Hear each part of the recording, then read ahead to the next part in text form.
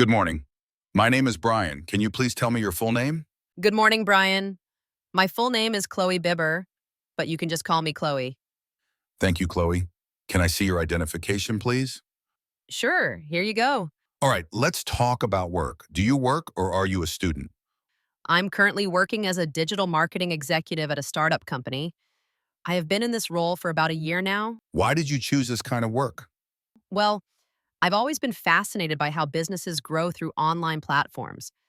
Marketing allows me to be creative while still using analytical skills, so it feels like the perfect balance between art and science. Plus, the field is always evolving, which keeps me on my toes. What do you like most about your job? I really enjoy the sense of accomplishment when I see our campaigns succeed. For example, a few months ago, we ran a social media campaign that boosted sales by 30% in just 2 weeks. Seeing those results was incredibly rewarding. Is there anything you don't like about your job? Hmm. If I'm being honest, the tight deadlines can be stressful sometimes.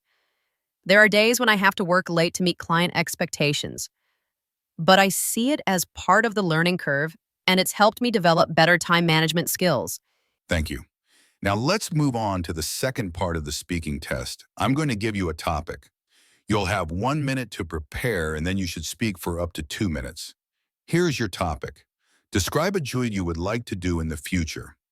If I had the chance to choose any job in the future, I would love to run my own eco-friendly skincare brand. I've always been passionate about sustainability and natural products, so combining that with my marketing background would be a dream come true. I imagine building a company that not only sells high-quality products, but also educates customers about living a greener lifestyle. I think this job would be incredibly fulfilling because I'd have creative freedom and the opportunity to make a positive impact on both people's health and the environment. Of course, it wouldn't be easy. I'd need to learn about product formulation, supply chains, and financial management. But the idea of creating something meaningful from scratch really excites me.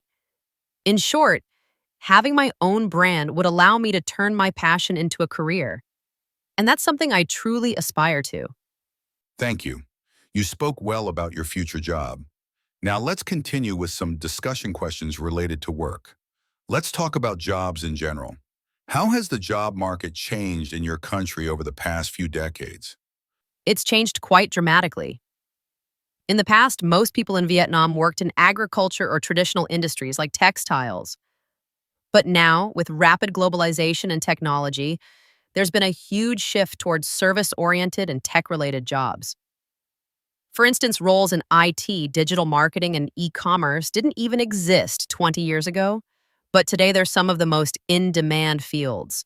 This shift has created more opportunities, especially for young people with higher education and language skills.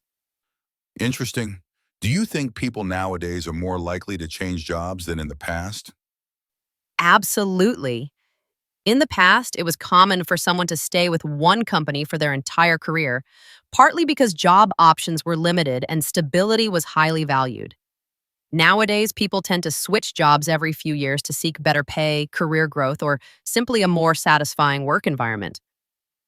I think this flexibility can be positive because it pushes companies to improve and stay competitive. However, it can also create challenges like a lack of loyalty and higher turnover rates. I see. Let's talk about the future of work. What do you think will be the most important skills for future jobs? I believe adaptability and digital literacy will be crucial. The world of work is evolving so quickly that jobs we can't even imagine today might exist in the next decade. For example, with the rise of AI and automation, people will need to learn new technologies constantly and be comfortable working alongside machines. Soft skills like communication, problem solving, and creativity will also remain essential because those are things machines can't easily replicate. Thank you, Chloe. That is the end of the speaking test.